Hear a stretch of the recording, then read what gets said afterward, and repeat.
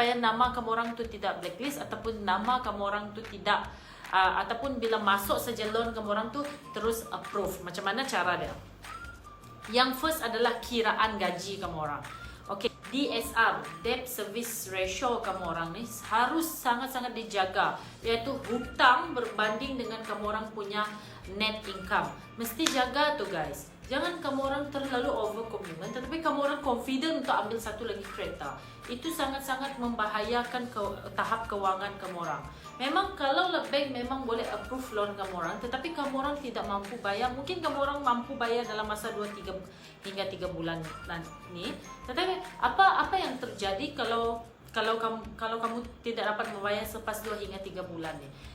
Takkan merosakkan nama kamu orang sendiri. Jadi ingat kiraan gaji itu penting. Saya ajar kamu orang formula untuk mengira gaji ni. DSR tu macam mana.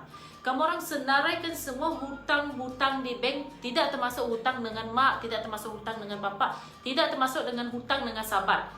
Saya dah kasih tahu kamu orang, kebanyakan kamu orang ni tidak tahu apakah maksud hutang yang dimaksudkan oleh sales advisor kamu orang tu. Masih blur, masih tak tahu. Hutang yang dimaksudkan oleh sales advisor ataupun komitmen yang dimaksudkan oleh sales advisor itu adalah komitmen kamu yang kamu loan dekat bank guys. Bukan loan, saya ingatkan lagi sekali, bukan loan dekat sahabat, bukan loan dengan wife kamu, bukan juga loan dengan ibu bapa kamu. Faham ke faham ni? Jadi macam mana kita mau tahu DSR kita tu melebihi gaji kita atau tidak? Kirakan semua hutang-hutang kamu orang dekat bank. Kredit card dikira hutang Saya cakap apa-apa yang berkaitan dengan bank adalah hutang. Yang kredit hutang, motosikal hutang, itu adalah part of your commitment. Kan saya dah cakap bahasa English dah ni. Jadi kirakan semua. Contoh kalau kamu orang ada kereta, kamu orang ada rumah. Contoh ada 2 hutang, lepas tu kamu orang akan ambil another Isuzu. Isuzu tu mesti kamu orang masukkan, walaupun belum approve loan tu, kamu orang mesti masukkan hutang Isuzu kamu orang tu, anggap saja kamu orang dah approve loan. Itu DSR. Jadi kira semua hutang-hutang dekat bank, bahagikan dengan bahagikan dengan gaji bersih kamu orang yang sudah tolak. Atau maksud gaji bersih, gaji bersih pula adalah gaji yang sudah ditolak EPF dan SOCSO guys.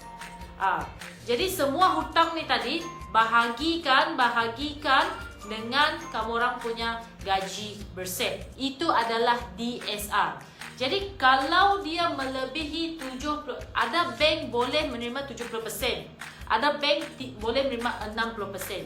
Tetapi untuk mengukur bahawa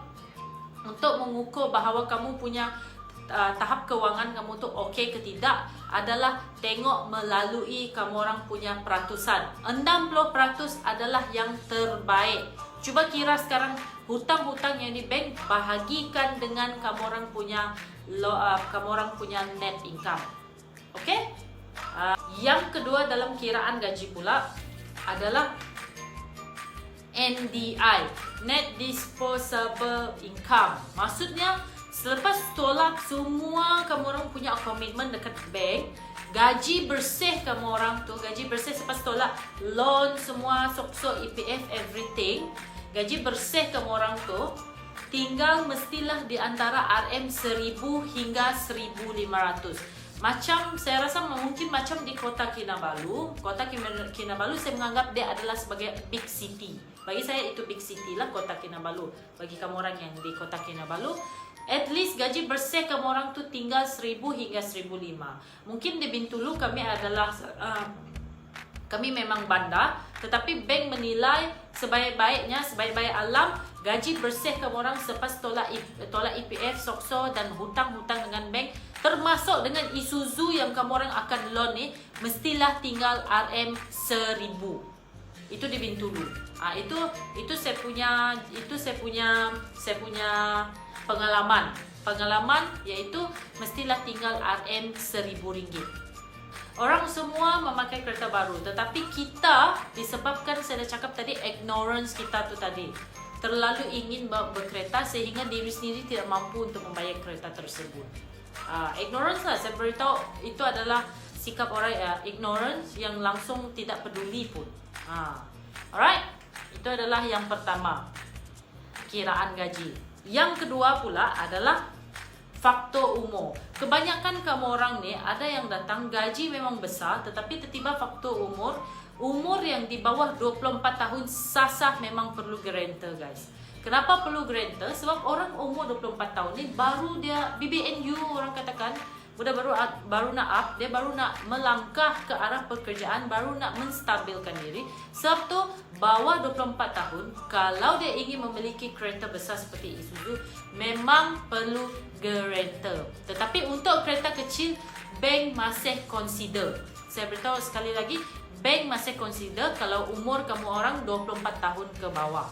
Masih consider. Tetapi kalau tiba-tiba kan out of sudden, out of apa-apa, tiba-tiba saya mau bangun pagi saja terus mau beli Isuzu, itu memang sasah perlu guarantor guys. Manakala untuk orang yang 60 tahun,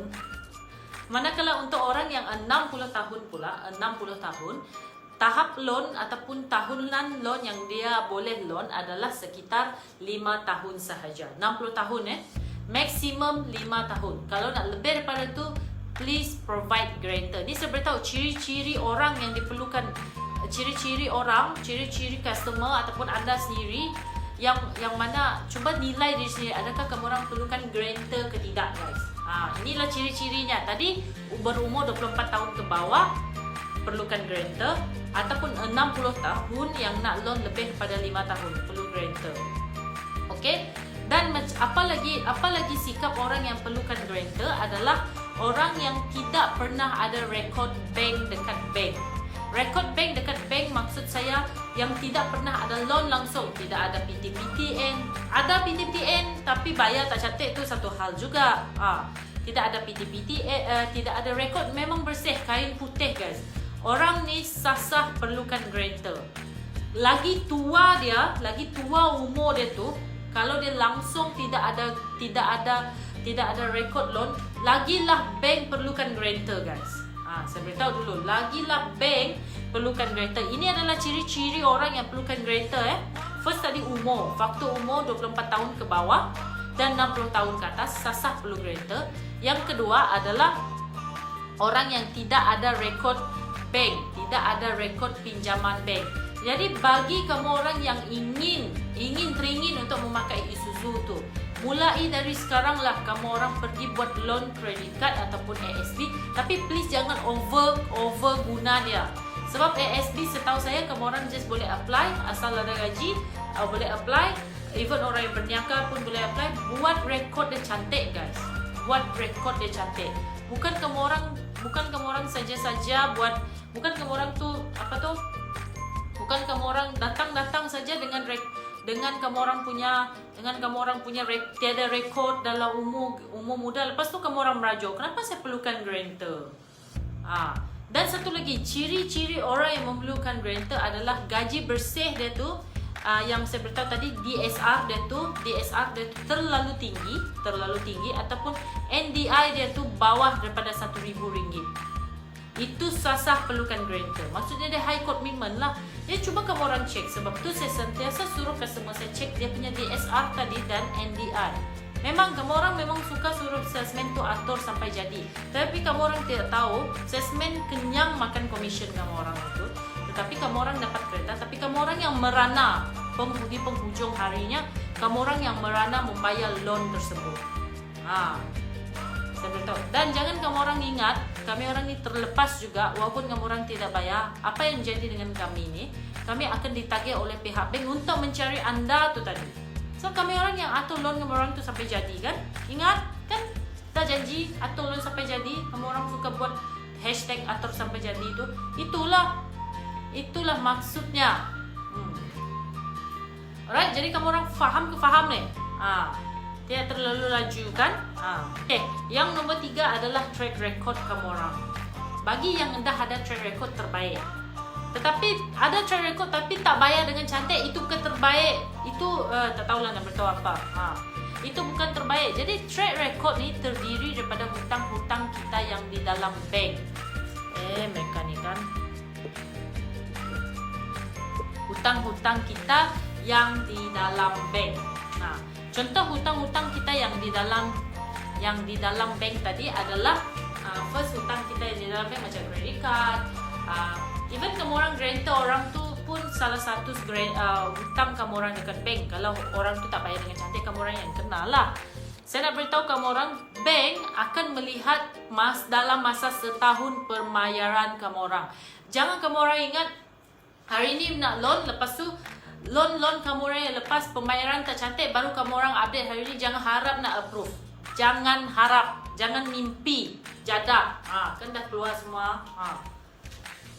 Saya nak beritahu kamu orang, bank memerhatikan selama setahun pembayaran kamu orang tu. Faham ke faham ni? Dia memerhatikan selama setahun pembayaran kamu orang tu. Kalau kamu orang ada 1 bulan tertunggak dalam masa setahun, bank masih tutup mata. Tetapi kalau kamu orang ada 2 bulan tertunggak dalam masa setahun dan melebihi 3 kali kamu orang buat kesilapan macam tu, bank tidak akan mengampuni kesalahan anda. Tapi kalau kamu orang tu over commitment tapi bayaran kamu orang tu cantik setiap bulan, bank masih boleh mengampuni. Dia masih boleh luluskan loan. Mungkin dia tutup sebelah mata lah dia luluskan loan. Sebab dia nampak effort kamu orang untuk membayar hutang-hutang dia tu. Walaupun kamu orang over commitment, tetapi dia nampak effort kamu orang tu bayar. Kadang-kadang inilah benda-benda ni mengambil pengalaman. Dia perlukan seseorang yang berpengalaman untuk tengok benda-benda, untuk tengok macam mana dokumen-dokumen kesemua yang boleh lulus atau yang tidak boleh lulus. Jadi saya rasa setakat ni Aeon memang tinggi tu. Jadi saya rasa setakat ni saya punya live untuk mengelakkan kamu orang dari kena blacklist. Ingatlah guys, semua ni kamu orang kena hati-hati dalam kita loan. Jangan happy dapat kereta tapi last tak dapat mau bayar. Jangan begitu kita. Jangan begitu sampai kita ni kan, saya percaya kalau kita senangkan, kalau kita buat orang tu senang, kemudian hari orang lain pun akan buat kita senang. Jadi kita senangkan kerja banker, kita senangkan hati family kita. Saya percaya kereta yang kita dapat tu adalah satu berkat juga kepada kita.